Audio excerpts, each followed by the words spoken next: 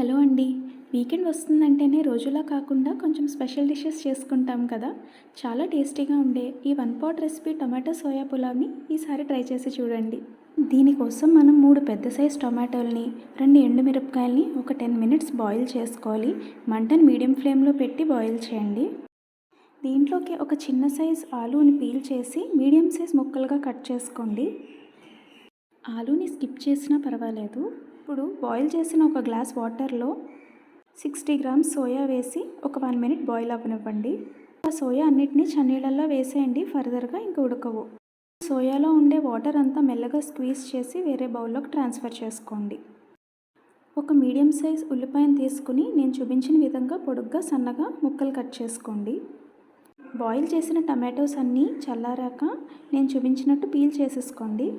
ఈ ఎండుమిరపకాయలు, టమాటోలు అండ్ కొద్దిగా హాఫ్ స్పూన్ సాల్ట్ మిక్సీలో వేసి పేస్ట్లా రెడీ చేసేసుకోండి.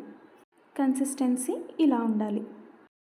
ఇప్పుడు మంటను మీడియం ఫ్లేమ్లో ఉంచి 1 tablespoon oil, 1 teaspoon ghee వేయండి. ఆయిల్ కొంచెం వేడెక్కాక హాఫ్ టీ స్పూన్ జీరా వేసి ఒకసారి కలపండి. ఒక బిర్యానీ ఆకు, 1 ఇంచ్ దాల్చిని, 3 లవంగాలు, ఒక అనాస పువ్వు, ఒక ఇలాచి ఇవన్నీ వేసి కొంచెం అరోమా రిలీజ్ అయ్యేదాకా ఫ్రై చేయండి. మనం కట్ చేసి పెట్టుకున్న ఉల్లిపాయను వేసి పచ్చివాసన పోయేదాకా కలపండి. కావాలంటే ఈ టైంలో half teaspoon garlic paste కూడా వేసుకోవచ్చు. కట్ చేసుకున్న ఆలూ పీసెస్ వేసి ఇంకొక నిమిషం ఫ్రై చేయండి. ఇప్పుడు టమాటో మిర్చి పేస్ట్ వేసి ఒక 5 మినిట్స్ టమాటోని మగ్గనివ్వండి. ఆయిల్ లూజ్ అవుట్ అవ్వాలి కొంచెం. ఇప్పుడు లాస్ట్లో సోయా వేసి గరిటెతో మెల్లగా కలపండి, మ్యాష్ అవ్వకుండా. ఒక హాఫ్ టేబుల్ స్పూన్ కర్డ్ కూడా వేసి మిక్స్ చేసుకున్నాను. ఇది ఆప్షనల్ అండి.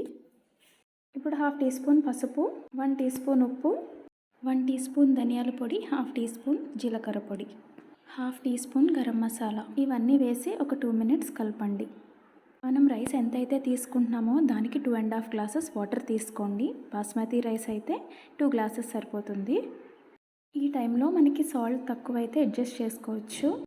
1 గ్లాస్ ఆఫ్ రైస్ని కడిగి ఇప్పుడు బాయిల్ అవుతున్న వాటర్లో వేసేయండి. బాస్మతి రైస్ అయితే ఒక 15 మినిట్స్ ముందే రైస్ని కడిగి నానబెట్టేసుకోండి. ఇప్పుడు మూత పెట్టాక మీడియం ఫ్లేమ్లో 3 విజిల్స్ రావాలి.